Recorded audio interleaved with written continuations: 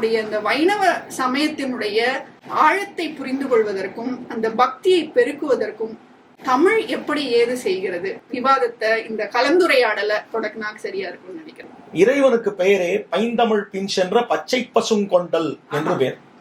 பைந்தமிழ் பின் சென்றவன் இறைவன் என்று காட்டப்படுகிறது. எங்க தெரிகிறது? காஞ்சிபுரத்துல இப்ப இருக்கிற காஞ்சிபுரத்துல திருவெக்கா என்று சொல்லப்படுகிறது.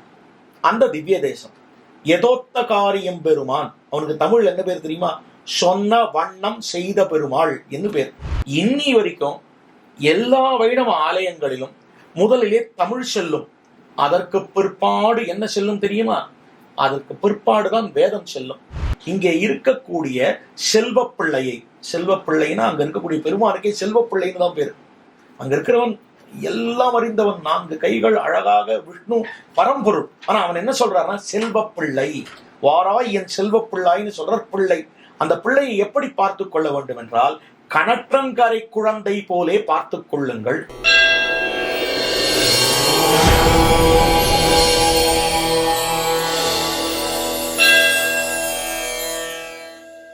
தெய்வத்தமிழ் டிவி நேயர்களுக்கு இனிய வணக்கங்கள்.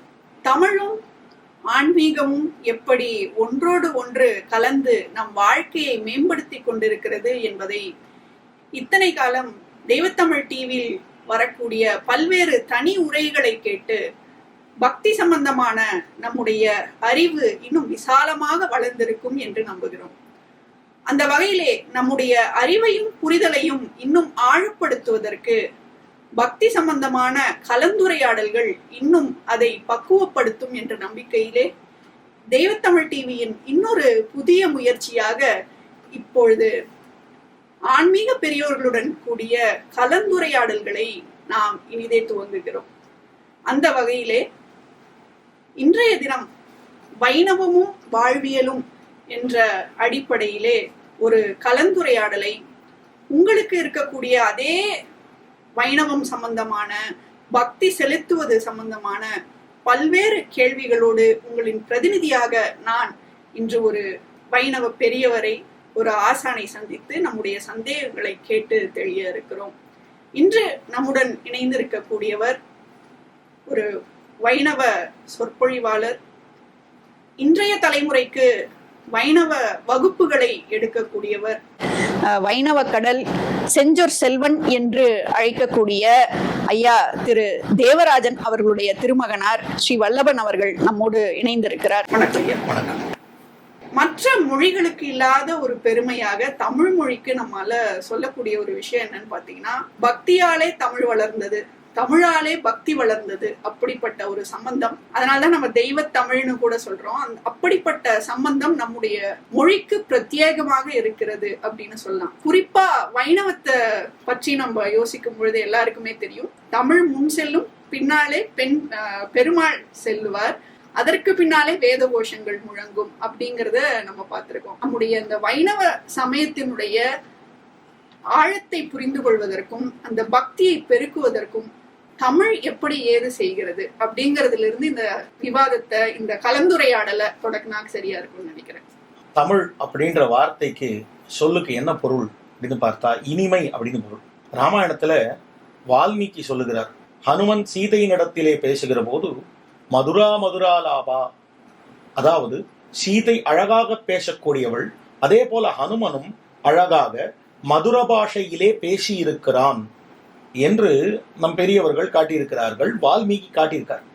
அப்ப அந்த இடத்துல மதுர பாஷை, இனிமையான பாஷைன்னா என்ன அப்படின்னா, வடமொழி இனிமை அற்றது. அப்ப வடமொழியை விட வேறுபட்ட ஒரு இனிமையான பாஷை இருக்கிறது என்பதை உணர்ந்து அவன் தமிழிலே பேசி இருக்கிறான் என்று காட்டப்பட்டிருக்கிறது. இப்போ இறைவனிடத்திலே அணுகுவது, பக்தி என்பது ஞானத்துக்கு அடுத்த நிலை. ஞானம் கனிந்த நலம் அப்படின்னு சொல்லப்படுறது பக்தியை. இப்போ பக்திக்கு எது முக்கியம் அப்படின்னா, நம்முடைய இதயத்தை இறைவனிடத்திலே உண்மையான அன்போடு செலுத்துவது, அவ்வளவுதான் பக்தி. அப்ப அந்த பக்தி என்பது இனிமையாக இருக்கக்கூடிய ஒன்று. அப்ப இனிமையான பக்தி இனிப்பது எந்த மொழியிலேனா தமிழ் மொழி தான் இனிக்கும். அதனால்தான் ஆழ்வார்களுடைய பாசுரங்கள் நம் நெஞ்சை தொடுகின்றன. அவர்கள் ஈரச் சொல்லாலே தமிழிலே பாடினார்கள். என்ன ஆயிற்று அப்படின்னால், இறைவனுக்கு பெயரே பைந்தமிழ் பின் சென்ற பச்சை பசுங்கொண்டல் என்று பேர். பைந்தமிழ் பின் சென்றவன் இறைவன் என்று காட்டப்படுகிறது. எங்க தெரிகிறது? காஞ்சிபுரத்துல, இப்போ இருக்கிற காஞ்சிபுரத்துல திருவெக்கா என்று சொல்லப்படுகிறது அந்த திவ்ய தேசம். எதோத்த காரியம் பெருமான், அவனுக்கு தமிழ் என்ன பேர் தெரியுமா? சொன்ன வண்ணம் செய்த பெருமாள் என்று பேர். இந்த பெருமாள் என்ன பண்ணுகிறார்? அவர் திருமிழிசை ஆழ்வார் பின்னாலும் கணிகண்ணன் பின்னாலும் போகிறார். தன்னுடைய சீடனான கணிகண்ணன் பின்னால திருமிழிசை ஆழ்வார் போனார். அவர் காஞ்சிபுரத்திலே சீடனோடு இங்கு திருவெக்கா என்னும்படியான திருத்தலத்தின் அருகே தங்கியிருந்தார். அந்த எம்பெருமானுக்கு தொண்டுகள் பல செய்து வந்தார். இந்த ஊரினுடைய அரசன் இருக்கிறானே, அவனுக்கு ஒரு பெண் பிள்ளை தென்பட்டாள். அவள் இளமையாக இருந்தாள். இந்த அரசனோ அவளாலே கவரப்பட்டு அவளை திருமணம் செய்து கொள்கிறான். ஆனால் அவளுக்கு வயதாகவே இல்லை. இவனுக்கு தலையெல்லாம் நரைச்சுட்டு இருக்கு. இவன் கேட்கிறான், உனக்கு மட்டும் இந்த மாதிரி ஆச்சுன்னா, எனக்கு ஒரு அடியவருடைய அருள் கிடைத்தது. அவர் பேர் கணிகண்ணன். நான் இங்கு திருவெக்காவிலே இருக்கிற சொன்னவண்ணன் செய்த பெருமாளுடைய சன்னதியிலே தொண்டுகள் செய்து வந்தேன். அவர் எனக்கு அருள் புரிந்தார் என்று சொன்ன உடனே, அப்ப எனக்கும் அருள் புரிய சொல், என்னையும் இளமையாக்க சொல் அப்படின்னு கேட்கிறார். அப்ப அவர் கணிகண்ணனை கூப்பிட்டு கேட்டா, கணிகண்ணன் நான் இதெல்லாம் பண்ண முடியாது அப்படின்னு சொல்லுறாரு அரசன். அதனால இந்த அரசன் என்ன சொல்லுகிறான் என்னால், நீ ஊரை விட்டு வெளியே செல்ல வேண்டும் என்று சொல்லி விடுகிறான். அவன் பின்னால் அவருடைய குரு, அவருக்கு தான் திருமிழிசை ஆழ்வார், அவரும் பின்னாடி போறார். பின்னாடி போகும்போது அவர் என்ன சொல்லிடுறார், காமர்மூங்கச்சி மணிவண்ணா, நீ கிடக்க வேண்டாம், நீங்க இருக்க வேண்டாம், பையனாக பாய் சுருட்டிக்கொள் அப்படின்ன உடனே ஆதிசேஷனாகிற பாயை சுருட்டி கொண்டு பெருமானும் பின் சென்றான். அதுக்கப்புறம் என்னாச்சு, அந்த ராஜா போய் பார்த்து ஊர் இருட்டா போயிடுத்து, ஊர் ரொம்ப மலிந்து போய்விட்டது. நேர போய் அவர் காலில் விழுந்து இதான் காரணம்னு புரிந்து கொண்டு அந்த கணிகண்ணன் இடத்திலே அவன் மன்னிப்பு வேண்டுகிறான். அவன் மீளவும் ஊருக்கு போகலாம்னு உடனே பாய் விரித்து கொள்ளின உடனே திருப்பி அதே இடத்துக்கு வந்து விரித்து படுத்துக் கொண்டார். அதனால்தான் அவருக்கு பேர் சொன்ன வண்ணம் செய்த பெருமாள். அதனால்தான் பைந்தமிழ் பின் சென்ற பச்சை பசுங்கொண்டல். இன்னி வரைக்கும் எல்லா வைணவ ஆலயங்களிலும் முதலிலே தமிழ் செல்லும். அதற்கு பிற்பாடு என்ன செல்லும் தெரியுமா? அதற்கு பிற்பாடுதான் வேதம் செல்லும். இந்த வேதம் தமிழ் செய்த மாறன் அப்படின்னு சொல்லப்படுகிறது நம்மாழ்வாருக்கு. அவர் வேதத்தையே தமிழ் செய்தார். அதனால் தமிழிலே வேதத்தை கேட்போம் என்பதற்காக இன்றும் பல அறிஞர்கள் பகவான் வெளியே எழுந்திருக்கிற போது யாரும் பகவானை மறிக்க முடியாது. இறைவன் தன்னுடைய இடத்திலிருந்து வெளியே பக்தர்களுக்கு அருள்பாலிப்பதற்காக வருகிற போது யாரும் மறித்து அவனை நிறுத்த முடியாது. ஆனா அவனை மறித்து நிறுத்தி பாடல் கேட்கும்படியாக பண்ணும்படியான ஒரே சக்தி தமிழுக்கு மட்டும்தான் இருக்கு. அதனால்தான் நம்மாழ்வார் என்ன சொல்றாருன்னா, பொய் நின்ன ஞானமும் பொல்லா ஒழுக்கும் அழுக்குடம்பும் இன்னின்ன நீர்மை இனியாமுறாமை உயிரளிப்பான் என்னின்ன யோனியுமாய் பிறந்தாய் இமையோர் தலைவா மெய் நின்று கேட்டருளாய் அடியேன் செய்யும் விண்ணப்பமேன்னு சொல்றார்.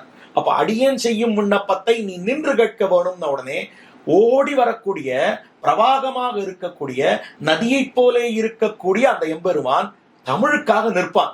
ஆனா வேதத்துக்கு நிக்க மாட்டான்.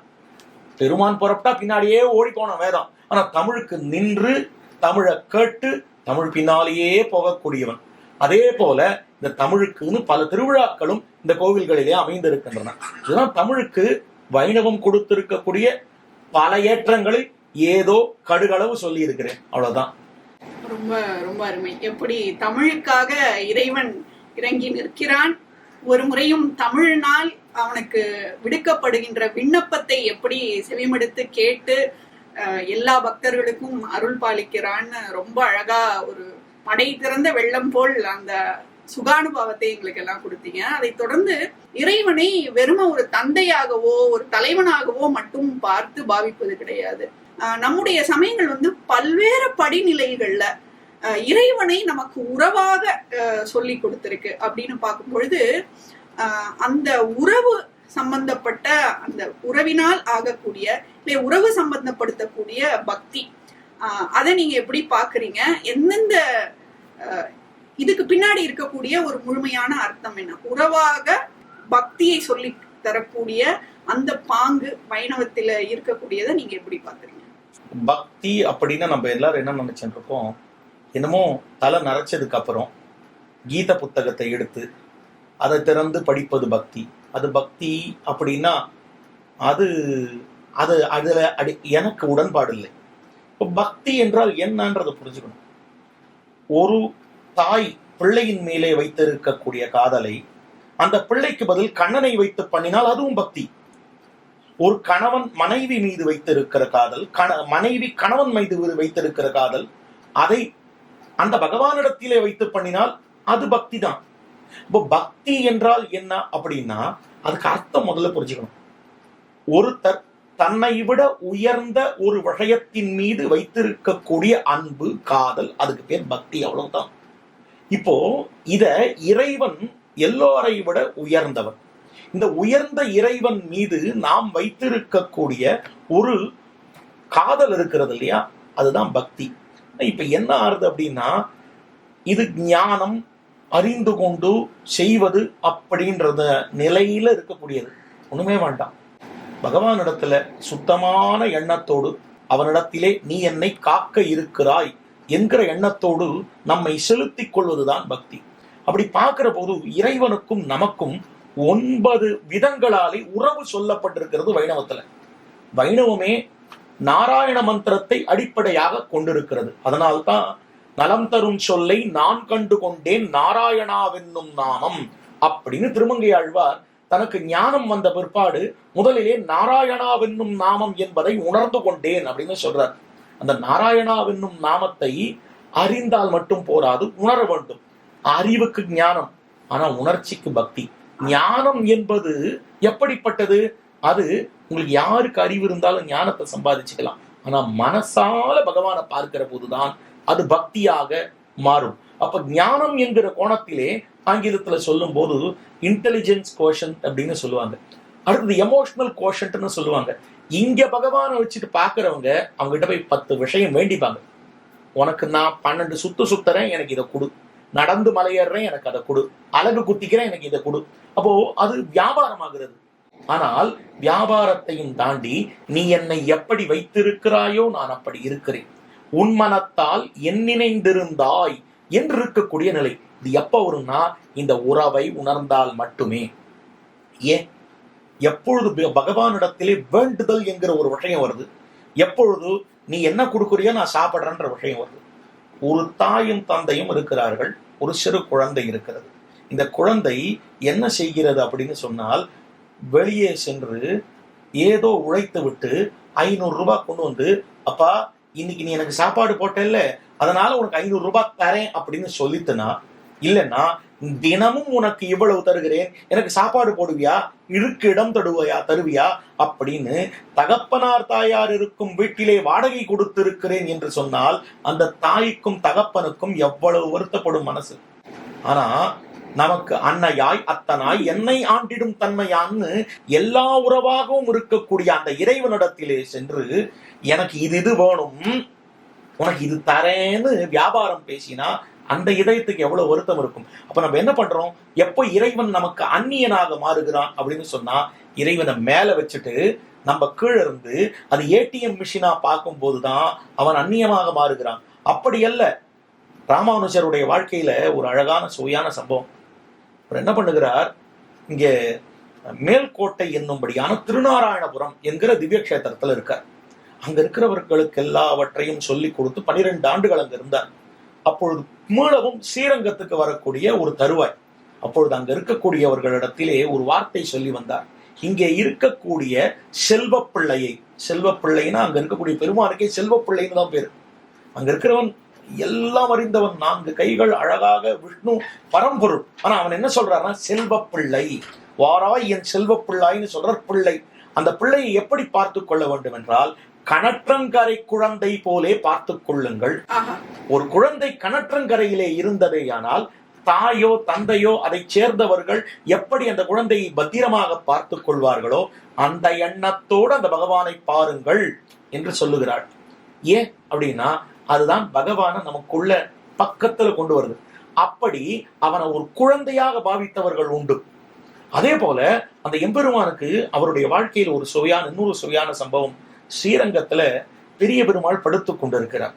அப்பொழுது முதலியாண்டான், வைணவத்தில் இருக்கக்கூடிய ஆச்சாரியர்கள் பேரெல்லாம் பார்த்தீர்களே, ஆனால் முதலியாண்டான் தமிழ் பேர். அதே போல நம்பி என்கிற பேர் தான் வரும். திருக்குறுங்குள், அதாவது திருக்கோட்டியூர் நம்பி, திருக்கச்சி நம்பி, இப்படிதான் பேரெல்லாம் வரும். அங்க இருக்கக்கூடிய முதலையாண்டான் என்கிற முதல் சீடர், ராமானுஜருக்கு இருக்கக்கூடிய சீடர், அவர் என்ன பண்றார், அங்க ஸ்ரீரங்கத்துல அந்த பெருமாளுக்கு எல்லாத்தையும் பண்ணக்கூடியவர். அதில் என்ன நடக்கிறது, நேர போய் ராத்திரி இரவு போய் அந்த பெருமானை தரிசிக்கிறார் ராமானுஜர். பெருமானுடைய முகம் கண்ணி இருக்கிறதே. இன்று என்ன அமுது செய்தார்? அமுது செய்வதுன்னா சாப்பிடுவதற்கு அமுது செய்வது என்று பேர். பெருமாள் என்ன அமுது செய்தார் அப்படின்னு கேட்கிறார். கேட்ட உடனே இவர் பதில் சொல்றார், இந்த ததி அன்னம், தயிர் சாதம், தயிர் சாதம் கொடுத்தேன், அவர் தான் பெருமானுக்கு நிவேதனம் பண்ணேன் அப்படின்னு. தயிர் சாதம் மட்டும்தான் கொடுத்தீங்களா, வேறு ஏதாவது கொடுத்தீர்களா அப்படின்னு கேட்கிறார் அவர். இல்ல, இவன் கண்ணன் இல்லையா, கண்ணனுக்கு நாவல் பழம் பிடிக்கும் இல்லையா, தயிர் சாதமும் நாவல் பழத்தையும் கொடுத்தேன் அப்படின்னு சொல்றார். உங்க வீட்டு குழந்தைக்கு தயிர் சாதமும் நாவல் பழத்தையும் ஒன்னா கொடுப்பீங்களா? அதனால்தான் அவனுக்கு ஜலதோஷம் வந்திருக்கு. அதுக்கப்புறம் அவர் மருந்து ஒன்று தயாரித்து, கஷாயம் ஒன்று தயாரிச்சு, மருந்து ஒன்று தயாரிச்சு அமுது செய்ய பண்ணுவார். இன்றளவும் திருவரங்கத்திலே அந்த எம்பெருமானுக்கு அந்த மருந்து அமுது செய்ய பண்ணப்படுகிறது. ஏன்னா அந்த பெருமானை வெறும் பெருமானா பார்த்திருந்தா இல்ல, என்னவா பார்த்திருக்காங்கன்னா தன்னுடைய வாழ்க்கையிலே ஒருத்தனாக பார்த்திருக்கிறார்கள். அப்படி 9 விதமான உறவு இந்த திருமந்திரத்துல சொல்லப்படுறது. என்ன சொல்லப்படுறது? பிதா, ரக்ஷகன், சேஷி, 9 விதம். முதல்ல தகப்பனார் பிள்ளை என்கிற உறவு. எனக்கு அவன் தகப்பன். ஏன் அவன் தகப்பன்? ஒரு குழந்தைக்கு தகப்பன் காரணம். இந்த உலகத்திலே இருக்கக்கூடிய அனைத்து உயிர்களுக்கும் அவன் காரணம், ஜெகத் பிதா. அடுத்தது ரக்ஷகன், காக்கக்கூடியவன், நாம் அவனாலே காக்கப்படுபவர்கள் என்கிற உறவு. சேஷி, அடிமை கொள்ளும் அவன், நாம் அடிமை செய்பவர்கள். பர்த்தா, நமக்கும் அவனுக்கும் இருக்கக்கூடிய உறவு, கணவன் மனைவியின் உறவும் கூட இறைவனுக்கும் நமக்கும் உண்டு, பர்த்தா. அப்போ இதே மாதிரி அந்த எம்பெருமான் நம்மை ரட்சிக்கக்கூடியவன். இது எல்லாத்தையும் சேஷி, அடிமை கொள்ளக்கூடியவன், ரட்சிக்கக்கூடியவன். அதே போல அந்த எம்பெருமான் எப்படி இருக்கிறான் நமக்கு அப்படின்னா, நம்மை நாம் அவனுக்கு ஒரு அனுபவிக்கப்படும்படியான பொருளாக இருக்கிறோம். எப்படி ஒரு பந்து இருந்ததுன்னா, இந்த பந்து எடுத்து குழந்தை விளையாடுறது இல்லையா, அதே போல நம்மை அனுபவிக்கும்படியானவனாக இருக்கிறான்.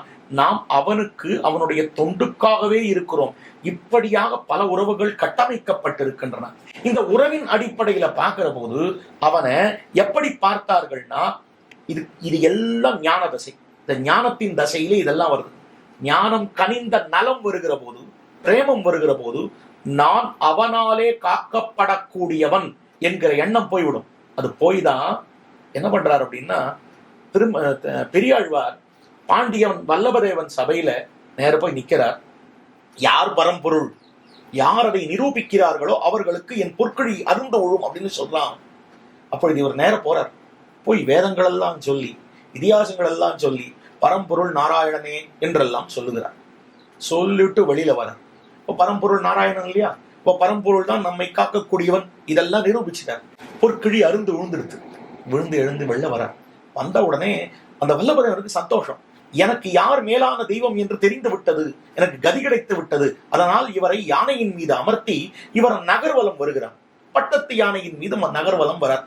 வர்ச்சை என்ன ஆறுது, அந்த சமயத்துல ஒரு குழந்தையை தாய் தந்தையார், அந்த குழந்தைக்கு ஒரு நன்மை ஏற்பட்டால் என்ன எவ்வளவு சந்தோஷமா இருக்குமோ, அப்படி தன் குழந்தையான பெரியாழ்வாருக்கு இப்படிப்பட்ட ஒரு பெருமை ஏற்படுகிறதே என்று பகவான் என்ன பண்றாருன்னா, ஒரு கருடாருடனாக அங்கே எழுந்துள்ளார்.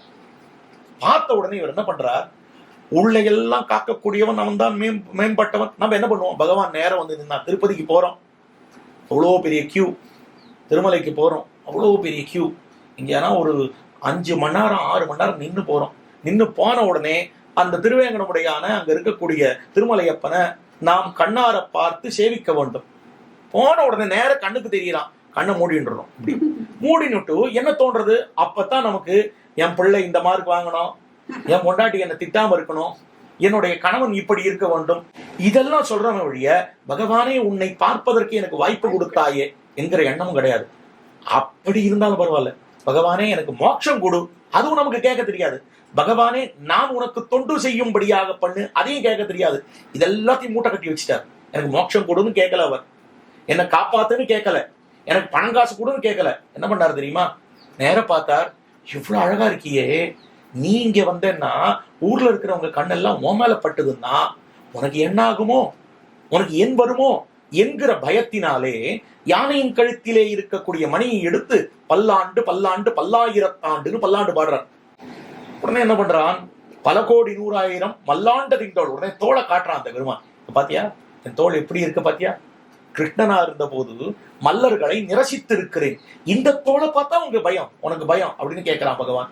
அந்த தோளுக்கும் பல்லாண்டு, மல்லாண்டதின் தோள் மணிவண்ணா உன் சேவடி செவ்விதிருக்காப்பு, உன்னை போல ஒரு அடிய வந்திருக்கிறச்சே எனக்கு என்ன குறைப்பா அப்படின்னு கேட்கிறான் பெருமான். அடியோமோடும் நின்னோடும் பிரிவு இன்றி 1000 பல்லாண்டு, உனக்கு எனக்கும் பிரிவு ஏற்படக்கூடாது, அதான் பயமா இருக்கு.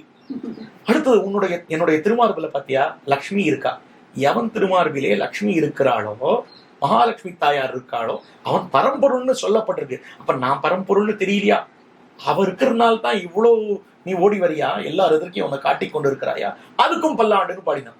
வடிவாயின் வலமார்பினில் வாழ்கின்ற மங்கையும் பல்லாண்டு, வடிவார் சோதி வலத்துறையின் சுடராழியும் பல்லாண்டு. கையில இருக்கிற சக்கரத்தை காட்டி, இந்த சக்கரத்தை பார்த்து என்ன தெரியுமா, மகாபாரத யுத்தத்தை கூட என்னால இந்த சக்கரத்தை வச்சு முடிச்சிட முடியும், எத்தனை என்னால பண்ண முடியும். அப்படி இருக்கக்கூடிய கோடி சூரிய சமப்பிரபனா இருக்கிற இந்த சக்கரம் இருந்துமா அவனுக்கு பயம் அப்படின்னா, அடுத்தது சுடர் ஆழியும் பல்லாண்டு, அதுக்கும் பல்லாண்டு பாடினார். உடனே இவர் என்ன பண்ணுகிறார், இந்த சக்கரமாவது இந்த கையிலிருந்து அங்கு சென்று திரும்பி வருகிறது. அப்போ ஒரு நொடி என்னை விட்டு பிரிந்து சென்று எதிரிகளை அழித்து விட்டு வருகிறது. ஆனா இந்த சங்கம் இருக்கு பாரு, என்னை விட்டு பிரியறதே இல்லை, என் கையிலேயே இருக்கு. அப்படி இருக்கிற சங்கத்துக்குமா பல்லாண்டு பயப்படுகிறாய் அப்படின்னு அவர் கேட்ட உடனே நேர பாக்குறார்.